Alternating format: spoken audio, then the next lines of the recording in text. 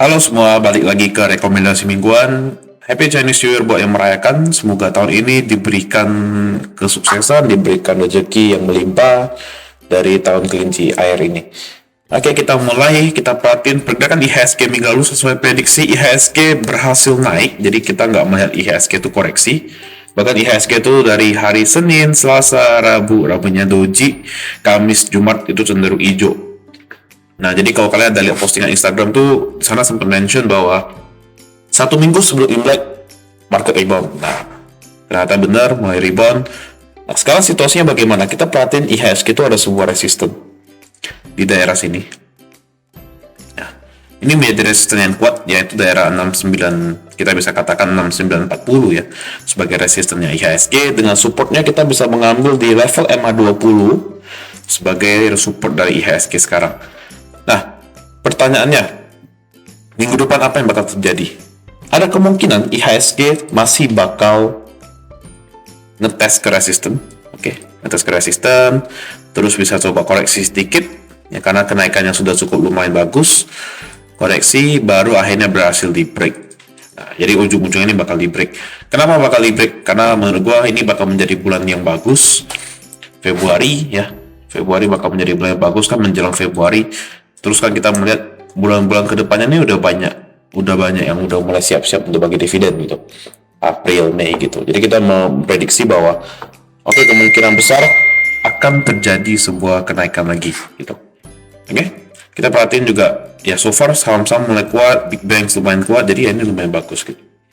Kita perhatiin minggu lalu ada 5 saham yang dijadikan pantauan. Yang pertama ada ADMR. Rekomendasi dari ADMR di entry 1595 sampai 1650. 1595, 1650. Nah, ADMR sendiri sebenarnya kan kalau kita perhatiin bergerak sideways ya. Hari pertama, hari kedua, di mana ADMR ini juga belum gerak kemana-mana, dan ternyata hari Jumat ADMR berhasil di break, resisten 1725 juga berhasil di break, jadi yang menarik. So far kan kita perhatiin sekarang 1725 resisten yang kuat, di break ke 1770. Nah, incarannya kemungkinan bakal ngetes lagi ke level sini. Untuk ADMR 1865.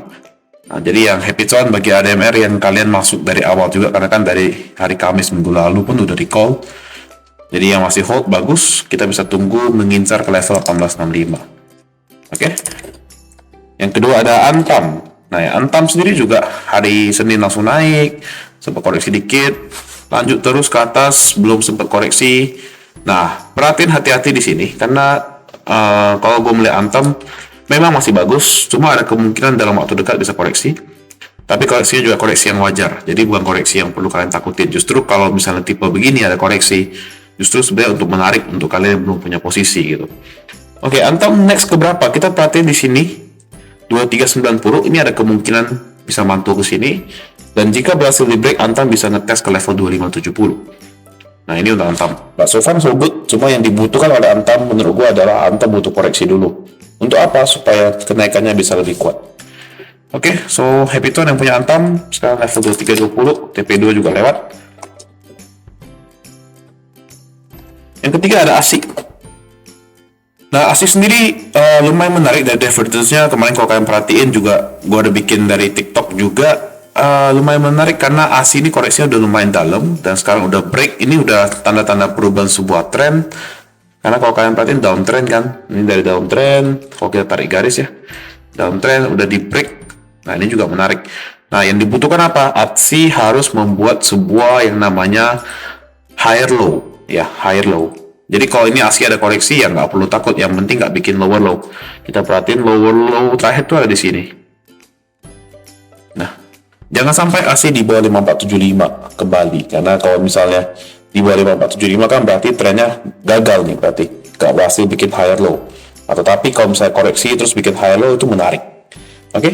ASI sekarang 5.900 dengan next kemungkinan harga ASI akan berada inceran resistance selanjutnya ada di level 6.175 atau kita buatin aja ke 6.200. ASI 6.200, so yang masih hold juga happy cuan. Jarang-jarang kan di ASI bisa dapat kayak secara persen lumayan gede, itu lumayan jarang sebenarnya. Yang keempat ada MDKA. Nah, MDKA sendiri kemarin instruksinya ada dua, antara koreksi atau break 4550. 4550. Sedangkan hari Senin kemarin ini close-nya di 4600, ya harusnya udah pada masuk ya. Ada MDKA juga yang udah punya barang juga udah hold dari bawah. Ya lumayan menarik. Nextnya ada kemungkinan MDKA kemarin ada gap di sini. Belum ditutup 4970. Ini high-nya kemarin 4940. Ya ada kemungkinan nextnya MDKA bisa ngetes dulu ke 4970. Nah hati-hati dengan candle yang ini. Ini kalau misalnya besok merah, ini cenderungnya koreksi. Kalau besok merah. Cuma balik lagi. Koreksinya pun koreksi yang wajar. Yang penting bikin sebuah high low gitu aja. Oke. MDKA 4860. Yang terakhir ada PSAB. Nah, PSAB sendiri juga lumayan menarik kalau kita perhatiin hari Minggu, hari Jumat, hari Senin naik kenceng sampai ke daerah TP kita, terus kempes. Nah, so far bagaimana dengan PSAB? PSAB kalian perhatiin dengan harga emas nih. Ini harga emas kan sekarang kalau kita perhatiin kan masih naik ya, masih tinggi 1925. Jadi masih membentuk sebuah uptrend yang bagus sebenarnya ini. Nah, tapi balik lagi harus sabar karena kenapa? Harga PSAB ini kan cenderungnya hitungannya gini. Harga emas, saham emas, emiten emas yang volatilitasnya lebih tinggi. Nah, gitu. Jadi kalau misalnya bisa jaga di support 135 sekarang ya sebenarnya masih menarik gitu. Sama juga dengan DKFT yang kemarin ada di rekomend juga. Ya, sempat kencang, pasti kempes wajar. Gimana? Kenapa bisa kempes? Karena memang ini saham volatilitasnya tinggi. Jadi jangan berharap kalau misalnya ini sekali naik bakal bertahan arah gitu misalnya. Ya bisa jadi, tapi ya kalau misalnya ada kempes harus dijaga juga gitu. Cuma harus dijaga sekarang kalau kalian perhatiin, ini juga rata-rata sahamnya overall masih naik. Walaupun ada koreksi, tapi masih naik. Oke? Jadi PSAB kemarin TP1 hit bahkan sampai ke 158. Jadi kalau yang sempat kejar sih lumayan cuan. Ya pasti cuannya lumayan gede ya untuk 1 minggu kemarin. Kenapa bisa begitu? Ya karena market bagus. Jadi wajar gitu. Jangan sampai market lagi bagus, tapi kalian punya saham-saham pilihan malah jelek. Itu yang berbahaya sebenarnya gitu. Oke? Jadi itu aja untuk revisi minggu lalu ya. Nah, kita perhatiin minggu depan ada beberapa saham yang menarik. Yang pertama ada BBKP. Ya. BBKP sendiri kalau kalian lihat ini break resistance. Jadi kalau misalnya digambarkan, ya ini ada sebuah anggapannya ya. Kalau kasar kelihatannya seperti cup and handle gitu. Kelihatannya. Kenapa cup and handle? Karena ini neckline-nya. Ya ini neckline-nya. Terus habis itu ini juga kalau kalian gambar bisa jadi cup-nya. Oke, ini bisa jadi handle ya gitu. Nah, targetnya berapa? Kalau kita perhatiin sekarang targetnya bisa mencapai ke level bisa sampai ke sini 143. Nah, trading plan bagaimana dengan posisi sekarang? Oke, kita bisa entry di level 120 sampai 127 dengan CL di level 118 ya. Jadi CL-nya lumayan jauh nih harusnya. 118 ke 7%. Inceran TP kita juga harus agak jauh. Jadi TP1 kita ngincer di level 135 dan TP2 di 141. 142. Oke, 135 dan 142. Oke, yang kedua ada Indi.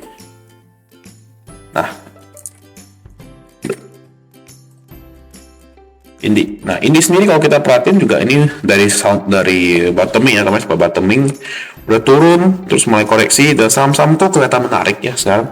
Ini MACD juga udah mulai berpotongan ke atas.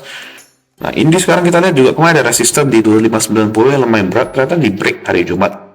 Jadi kita mengambil posisi Indi. Kalau kita lihat, oke ada support di sini. Ada juga support daerah sini yang deket, yang lebih kecil.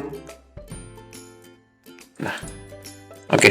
Jadi kita jaga jangan sampai dia bikin lower low dengan entry ini di level 2550 sampai 2630 dengan CL 2530, TP1 2760, 2760 TP1 dan TP2 di 2840. Oke.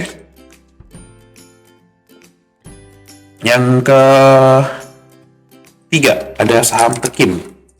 Nah, kertas-kertasan lumayan menarik. Jadi kalau kalian udah punya INKP, kemarin sempat mention INKP ya. Kalau udah punya INKP silakan di hold. Level support sekarang juga kalian bisa entry. Lah, jaga di 8475 dengan resistennya. Nextnya ada kemungkinan bisa ngetes ke level 9200. Ya, tapi yang kalau misalnya untuk sekarang kita bisa mengambil posisi di Tekim karena Tekim kecenderungannya lumayan menarik ya. Kita lihat Tekim di 7275 sekarang kita entry di level 7000 sampai 7250. jadi coba antri di agak bawah.